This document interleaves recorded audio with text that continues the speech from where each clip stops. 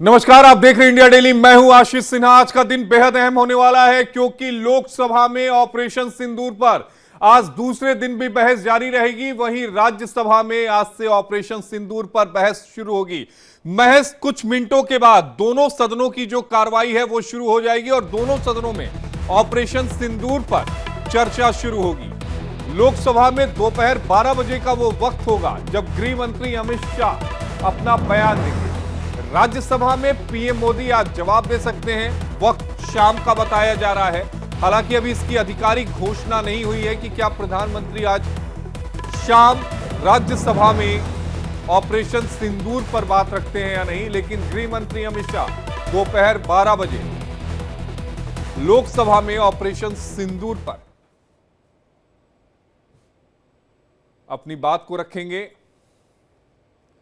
तो संसद के दोनों सदनों की जो कार्रवाई है वो थोड़ी देर में शुरू होगी। ये दोनों तस्वीरें जो आपकी टीवी स्क्रीन पर चल रही हैं ये फाइल फुटेज है। महज कुछ मिनटों के बाद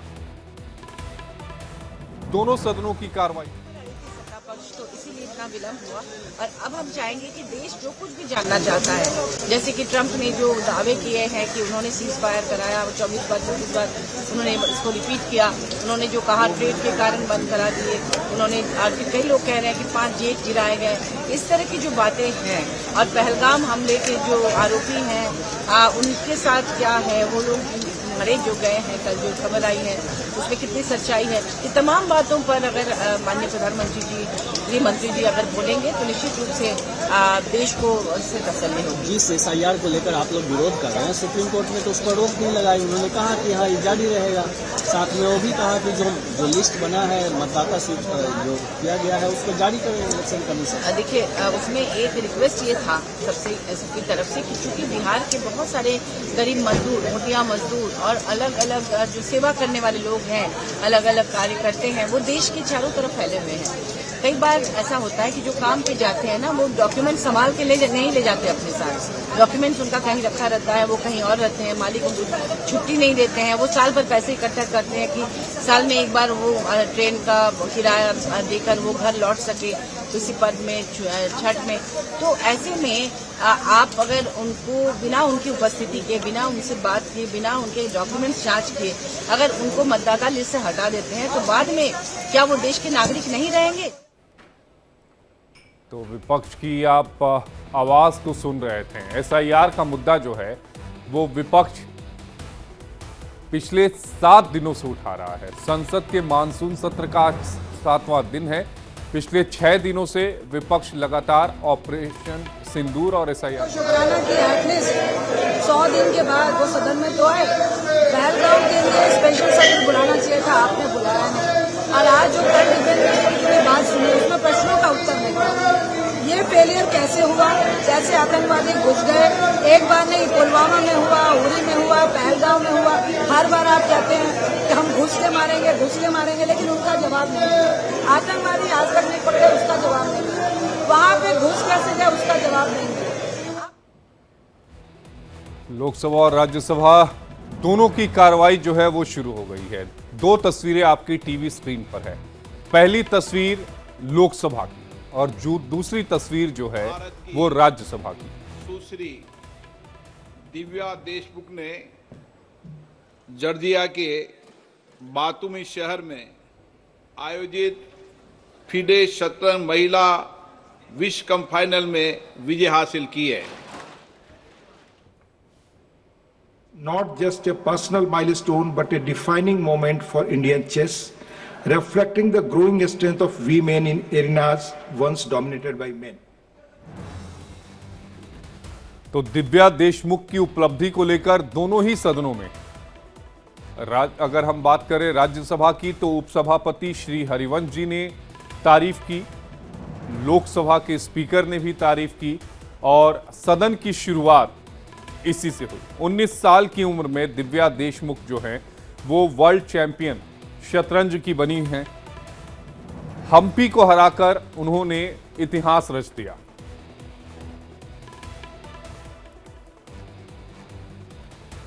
उन्होंने दुनिया की शीर्ष महिला शतरंज खिलाड़ी में शुमार कोनूर हम्पी को हराकर यह उपलब्धि जो है वो अपने नाम की है। और इसी पर जब सदन की कार्रवाई शुरू हुई तो दोनों सदनों में इस बात को लोकसभा में स्पीकर और राज्यसभा में उपसभापति ने कहा।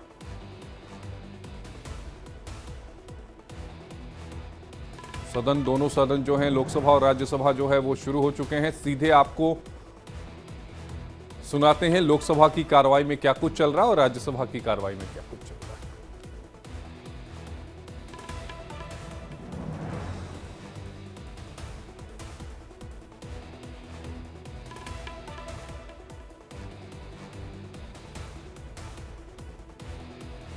इसी बीच खबर यह है कि दोपहर 12 बजे का वो वक्त जब गृह मंत्री अमित शाह जो हैं वो संबोधित करेंगे लोकसभा में। Take over.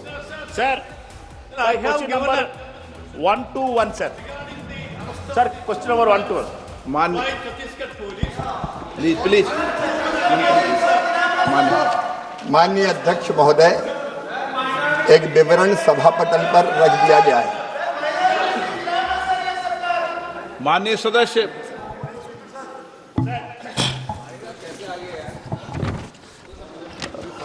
Honorable Prime Minister publicly promised to double farmers' income in 2022.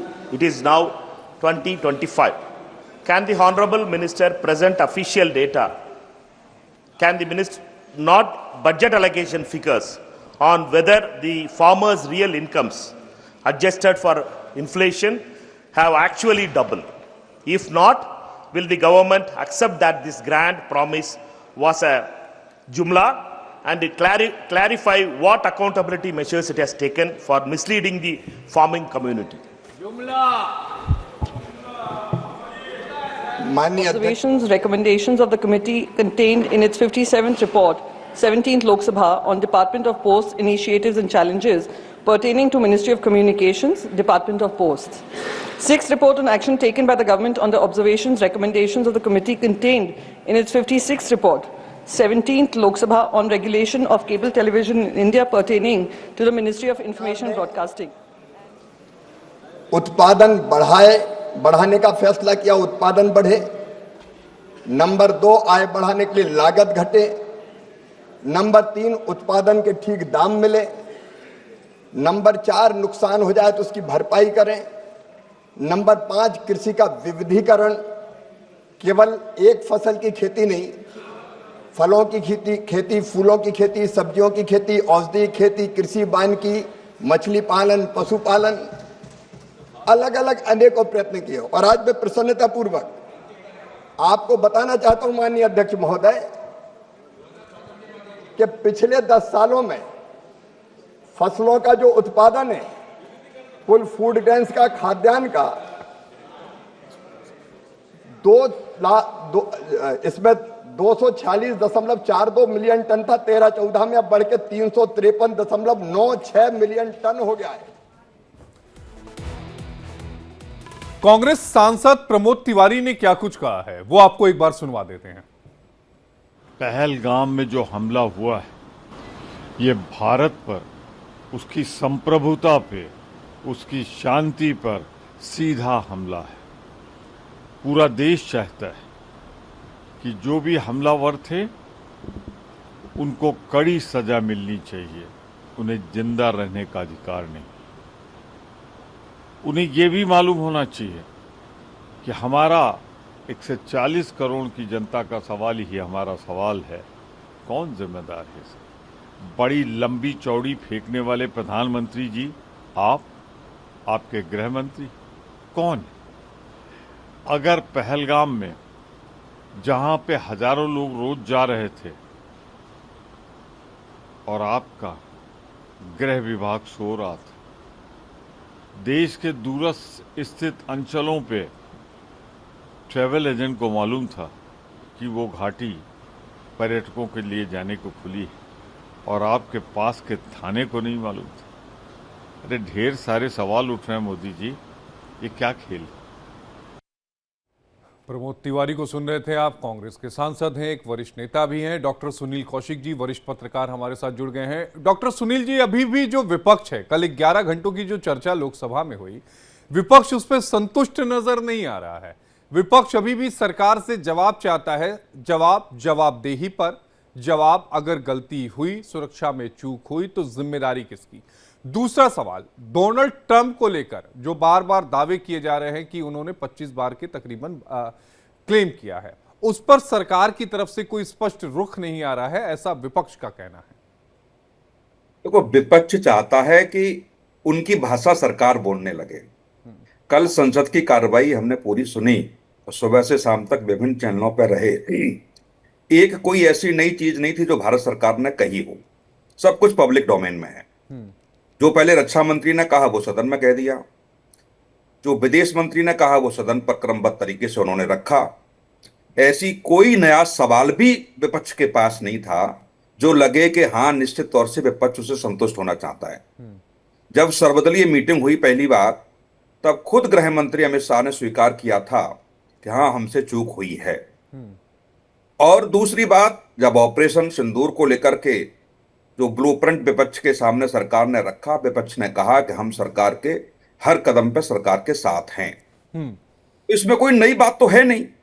जो भी कुछ चाहे विदेश सचिव ने कहा हो, चाहे हमारे सेना की वरिष्ठ अधिकारी क्रमबद्ध तरीके से डेली अपडेट कर रही हो, और चाहे वो ट्रंप पहले दिन से झूठ बोल रहे हो, तो मुझे नहीं लगता कि कोई नई चीज विपक्ष के पास थी या नई बात कोई सरकार ने रखी। केवल विपक्ष देश की संसद का समय बर्बाद कर रहा है।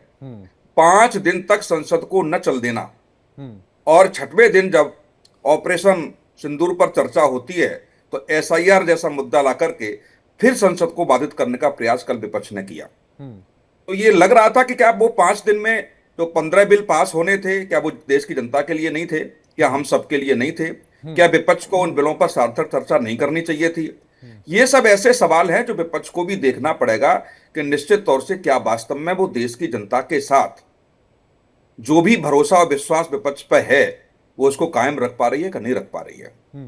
वो वही चौहान साहब ने कहा, अभी ट्वीट आप करके देखिएगा उसको, उन्होंने कहा कि कुछ छिपा रही है सरकार और इससे सरकार की विश्वसनीयता खत्म हो रही है। कल पूर्व गृह मंत्री जो कांग्रेस के रहे हैं, उन्होंने कल क्या कहा कि क्या सबूत है कि पाकिस्तान से बोले करके आए।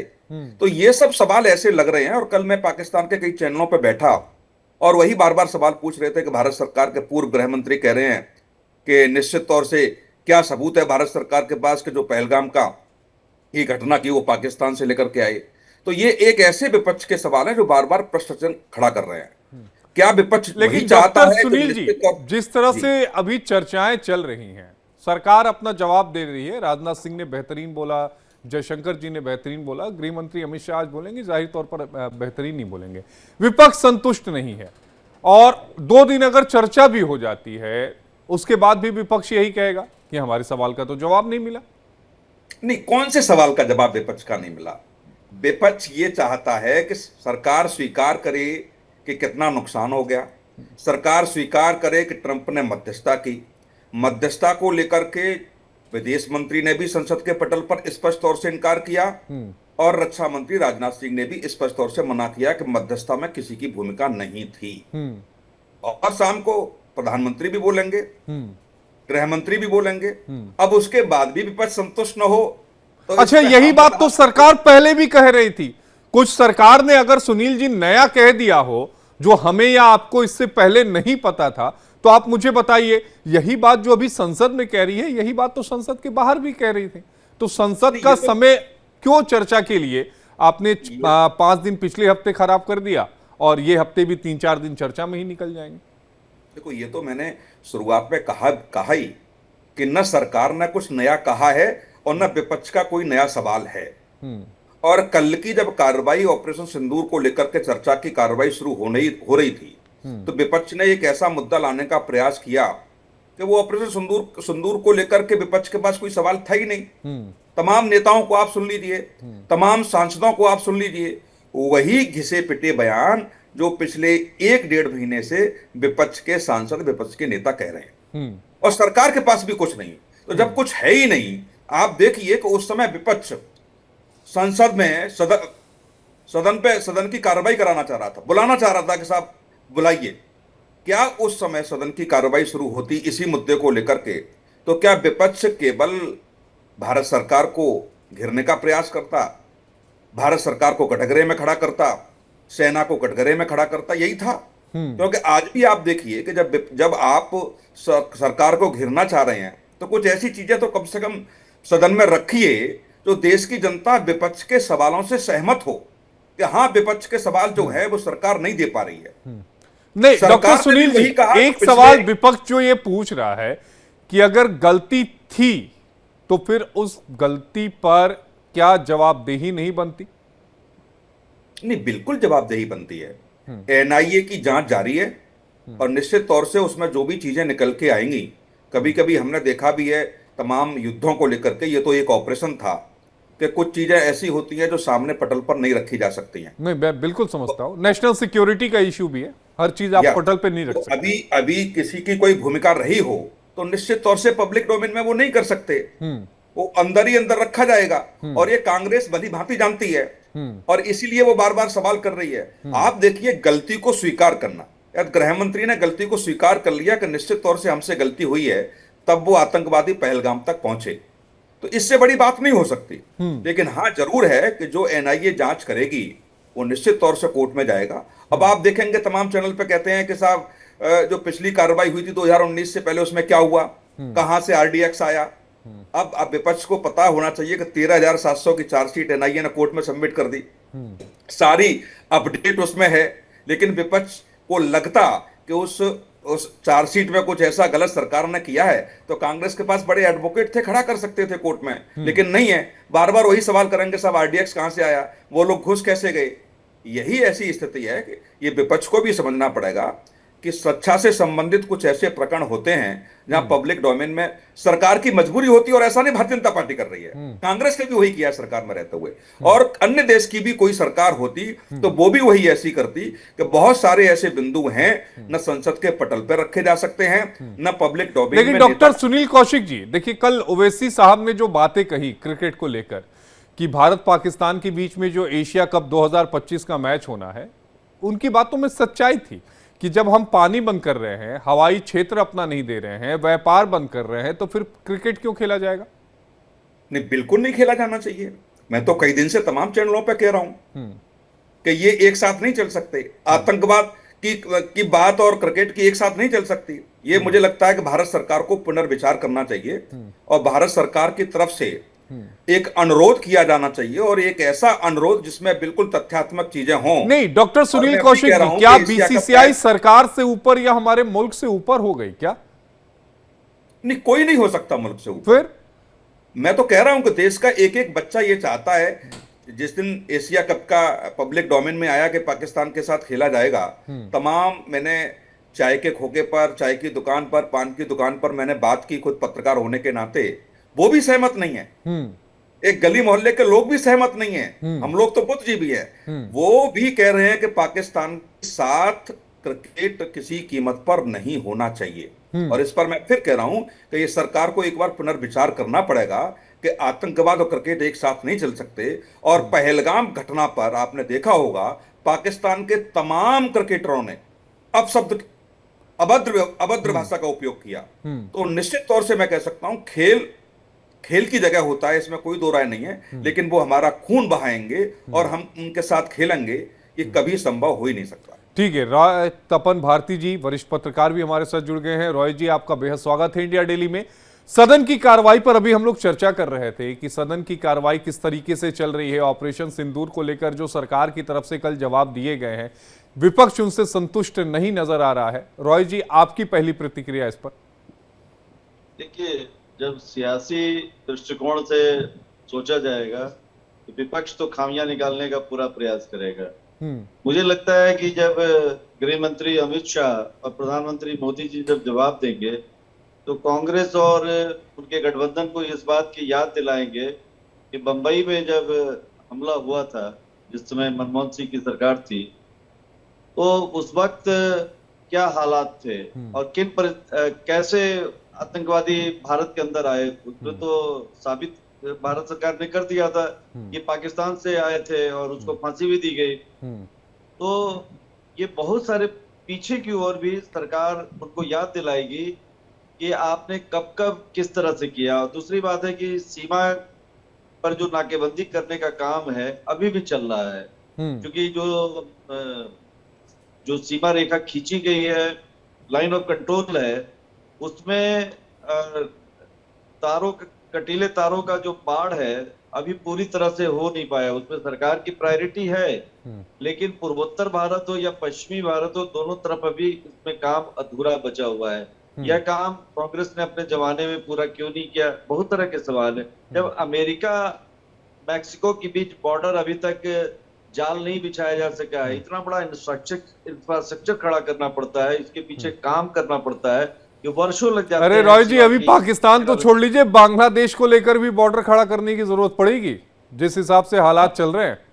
नहीं, हालात तो मुड़े हैं, और जिस तरह से बांग्लादेश के नीतियों में, उसकी पॉलिसी में जो बदलाव आया, तो भारत बड़ा सदे हुए तरीके से बांग्लादेश के साथ आगे बढ़ रहा है। एक कमेंट आपसे चाहूंगा, ये विजुअल भी फुल स्क्रीन लाया जाए। और राय तपन जी, देखिए आज भी विपक्ष की तरफ से प्रदर्शन जो है वो संसद परिसर में किया जा रहा है। देखिए हाथों में बैनर है, तख्तियां हैं।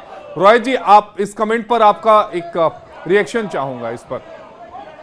देखिए, पार्लियामेंट का जब भी सत्र हुआ है तो हमने देखा है कि हंगामा होगा, प्रदर्शन होगा, क्योंकि मीडिया में जगह कैसे मिलेगी। पार्लियामेंट के अंदर में जो बहस हो रही है, कल मुझे आज का जो अखबार छपा उसमें रक्षा मंत्री राजनाथ सिंह या विदेश मंत्री के बयान या कांग्रेस के जो नेता हैं उनके बयान के अलावा किसी को जगह नहीं मिली। जगह कब मिलती है? जब पार्लियामेंट के बाहर हंगामा करते हैं, प्रदर्शन करते हैं। ये मीडिया में जगह बनाने का एक अच्छा तरीका है, जिसमें कांग्रेस भी उसी तरह कर रही है। कभी ये भारतीय जनता पार्टी ने भी ऐसा काम किया था। बहरहाल अपनी ताकत को, अपनी शक्ति प्रदर्शन को, चूंकि बिहार में इलेक्शन होना है, अगले साल बंगाल में इलेक्शन होगा, तमिलनाडु में होगा, तो जब तक आप सियासी माहौल नहीं बनाएंगे तो आपके वोटर जो आपके तरफ बने हुए हैं वो खिसकेंगे नहीं, वो आपके बने रहेंगे। डॉक्टर सुनील जी, आपसे भी एक रिएक्शन चाहूंगा इन तस्वीरों पर। नहीं, देखो, तपन साहब ने कह दिया, बिल्कुल मैं सहमत हूं कि मीडिया में स्पेस पाने के लिए कभी कभी इस तरीके की दृश्य में देखे जाते हैं। कोई ऐसे मुद्दे उनके पास नहीं है जिससे मीडिया में स्पेस मिले। और मैंने शुरू में भी कहा कि वही रटे रटाए सवाल जो विपक्ष कर रहा है, जिनका कोई मतलब नहीं है। तो निश्चित तौर से आप मैं कुछ पलों के लिए रुकूंगा डॉक्टर सुनील, आपको उस पर आप रिएक्शन लूंगा। एक बड़ी खबर सामने आ रही है, राज्यसभा की कार्रवाई दोपहर 2 बजे तक के लिए स्थगित हो गई है। विपक्ष के हंगामे की वजह से यह कार्रवाई स्थगित हुई है। संसद के बाहर विपक्षी सांसदों ने प्रदर्शन किया है। एसआईआर के मुद्दे पर विपक्ष के सांसदों का प्रदर्शन हुआ।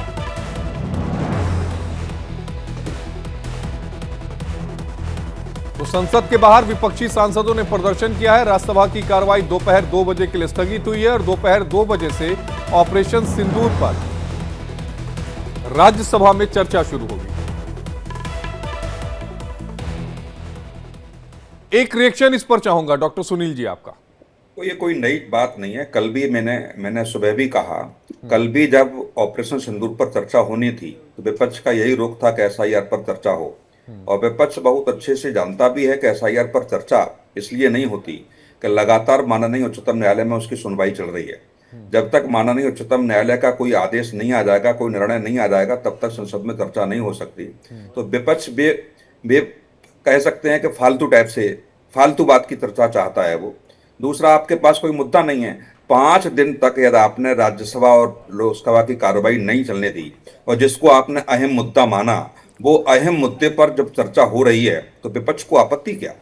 विपक्ष को सवाल पूछने चाहिए और सवालों के जवाब विपक्ष को सुनने चाहिए। लेकिन एक ऐसा अहम मुद्दा जिस पर बार बार रोज तमाम टीवी डिबेट्स में हमने देखा कि ऑपरेशन सिंदूर से बड़ा कोई मुद्दा इस देश में है ही नहीं, ऑपरेशन सिंदूर से बड़े वो अहम। लेकिन डॉक्टर सुनील जी, आपको नहीं लगता कि विपक्ष ने जो स्ट्रेटेजी थी वो अपनी बदली? अगर आप मानसून सत्र के पहले दिन को देखें तो पहले दिन विपक्ष ऑपरेशन सिंदूर पर चर्चा चाहता था, सरकार की तरफ से हो गया कि चर्चा होगी, लेकिन ठीक मंगलवार से यानी दूसरे दिन से स्ट्रेटेजी बदली और एसआईआर के मुद्दे पर सरकार को घेरने की कोशिश की। यह तस्वीर हमने संसद भवन में भी देखी और यही तस्वीर हमने बिहार विधानसभा में देखी। 5 दिनों का विशेष सत्र था, वो हंगामे की भेंट चढ़ गया। देखिए, कुछ ऐसे अहम मुद्दे होते हैं जिसके लिए सर्वदलीय मीटिंग बुलाई जाती है, जो निरंतरता के कार्य होते हैं, जो बिल आने हैं, बिल पास होने हैं, बिल पे चर्चा होनी है। कुछ सांसदों के मंत्री सवाल होते हैं, सत्ता पक्ष के भी होते हैं, विपक्ष के भी होते हैं, निरंतर कार्रवाई है। लेकिन जो गर्माहट वाले मुद्दे होते हैं उन पर बाकायदा सत्ता पक्ष देश के सामने रखा हुआ है।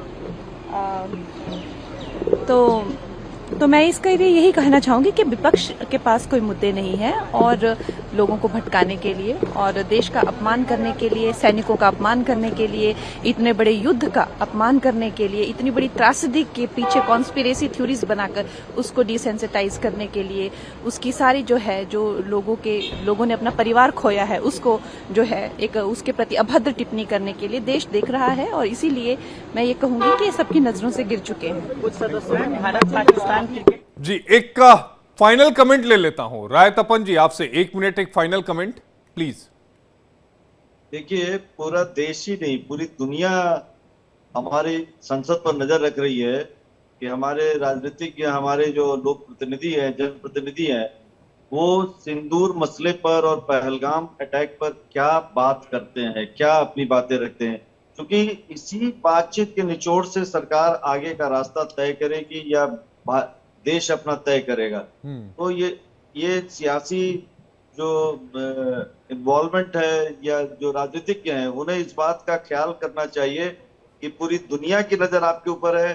खास करके पड़ोसी मुल्क भारत, पाकिस्तान, बांग्लादेश वगैरह भी आपके तर्कों पर, आपकी बातों पर पूरे गौर तलब कर रहे हैं। आज पाकिस्तान के अखबारों में भी भारत के पार्लियामेंट में जो बहस हुई उसको अपने तरीके से उन्होंने परोसा है। उसमें ज्यादातर बातें कांग्रेस की उन्होंने रखी, कांग्रेस की बातें उनको पसंद आई। तो इस बात का ध्यान रखने की जरूरत है। दूसरा, कल आपने ध्यान दिया होगा, कल पार्लियामेंट का सेशन भी चल रहा है, साथ साथ महादेव ऑपरेशन भी चल रहा है। महादेव ऑपरेशन सेना और जम्मू कश्मीर पुलिस की ज्वाइंट सफलता है। उसमें अर्धसैनिक बल भी शामिल थे। क्या पॉलिटिशियन और सांसदों का कर्तव्य नहीं बनता है कि इस जो सफलता के लिए पूरी फौज और पुलिस को श्रेय देने के लिए उनकी पीठ थपथपाती, उनको पार्लियामेंट में उनके बारे में कोई चर्चा होती, किसी भी लोक प्रतिनिधि ने इस बात को नहीं उठाया कि हाँ, ये भी एक पहलू है। राय तपन जी, मुझे लगता है देश की जनता इसको समझ रही होगी। डॉक्टर सुनील कौशिक जी और राय तपन जी, आप दोनों का जुड़ने के लिए बेहद शुक्रिया। 2 खास मेहमान हमारे साथ थे जिन्होंने अपनी बातों को रखा। देखना यह होगा कि दोपहर ठीक 12 बजे जब लोकसभा में गृह मंत्री अमित शाह ऑपरेशन सिंदूर पर अपनी बातों को रखते हैं तो क्या कुछ कहते हैं।